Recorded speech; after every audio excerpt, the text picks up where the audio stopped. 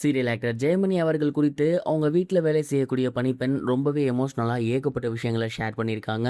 என்ன நடந்திருக்கு அப்படிங்கிறதும் இந்த ஒரு வீடியோவில் நம்ம பார்க்க போகிறோம். தமிழ் சின்னத்திரை நடிகர்களில் ரொம்பவே முக்கியமான ஒருத்தர் தான் ஜெயமணி அவர்கள்.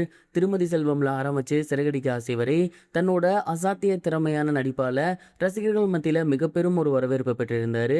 காமெடி ரோல்கள் இவருக்கு ரொம்ப இயல்பாகவே நல்லாயிருக்கும் அப்படின்னு தான் சொல்லணும். இப்படிப்பட்ட ஜெயமணி அவர்கள் சமீபத்தில் மாரடைப்பு காரணமாக இறந்து போயிருந்தார். அவரோட மறைவு அப்படிங்கிறது உண்மையிலேயே எல்லோருக்கும் மிக பெரும் ஒரு சோகத்தை ஏற்படுத்தி இருந்துச்சு.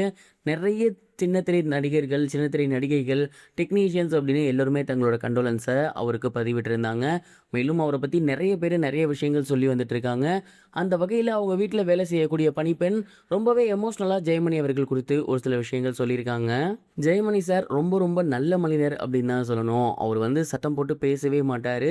நீங்கள் சீரியலில் பார்க்குறப்ப அவரோட டோன் எந்த அளவுக்கு அமைதியாக இருக்கோ அதே மாதிரி தான் நேர்லையும் ரொம்ப ரொம்ப சாஃப்டான ஒரு மனிதர். அவங்க வீட்டில் இருக்க எல்லாரையுமே ரொம்ப அன்பாக நடத்துவார்.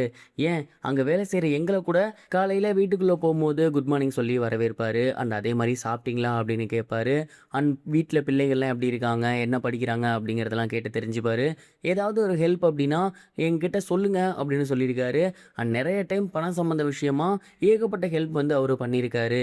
உண்மையிலேயே ரொம்ப ரொம்ப நல்ல மனிதர். அதே மாதிரி தீபாவளி, பொங்கல் இந்த மாதிரி எது வந்தாலுமே குழந்தைகளுக்கு ஏதாவது வாங்கி கொடுங்க அப்படின்னு சொல்லி அன்பளிப்பாக நிறைய விஷயங்கள் கொடுப்பாரு. இப்படி அவரை பற்றி சொல்லணும் அப்படின்னா நிறைய சொல்லிக்கிட்டே போகலாம். எந்த ஒரு பந்தாவும் அவர்கிட்ட இருக்காரு. அவர் வந்து படங்கள் பண்ணியிருக்காரு, சீரியல் பண்ணியிருக்காரு.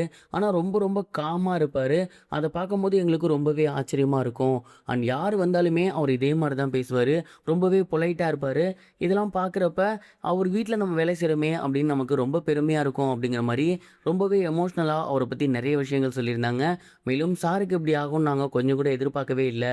எப்பவும் போல் அன்னைக்கு நைட் வந்து நார்மலாக இருந்தார், சாப்பிட்டாரு, ரூமுக்கு போய் படுக்கிறேன், எனக்கு ஒரு மாதிரி இருக்குது அப்படின்னு சொல்லியிருந்தாரு. அண்ட் உடனடியாக பார்த்தீங்கன்னா அவருக்கு ஒரு உடம்புல முடியாமல் போயிருச்சு. சடனாக அங்கேருந்து எல்லாருமே ஹாஸ்பிட்டலுக்கு கால் பண்ணி ஆம்புலன்ஸில் அவரை கூட்டி போயிருந்தாங்க.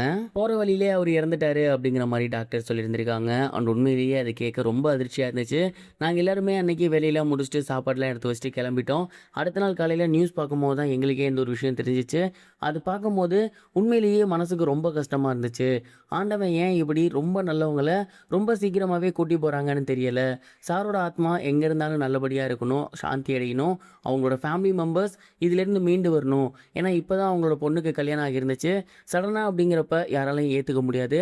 அவங்க ஃபேமிலி இதுலேருந்து மீண்டு வரணும் அப்படின்னு ரொம்ப எமோஷ்னலாக பேசியிருந்தாங்க. ஜெயமணி அவர்கள் குறித்து அவங்க வீட்டு பணிப்பெண் பேசியிருக்கக்கூடிய வீடியோ இப்போ சோசியல் மீடியாவில் ரொம்பவே வைரலாக போய்கிட்டு இருக்கு. இதை பற்றி நீங்கள் என்ன நினைக்கிறீங்கன்னு கமெண்ட் பாக்ஸில் ஷேர் பண்ணுங்கள். இது வரைக்கும் கனெக்டிங் டிவிக்கு சப்ஸ்கிரைப் பண்ணனா மறக்காமல் சப்ஸ்கிரைப் பண்ணிக்கங்க. உடனடி அப்டேட்ஸ் பெறுவதற்கு நோட்டிஃபிகேஷன் பெல்லையும் கிளிக் பண்ணிக்கங்க.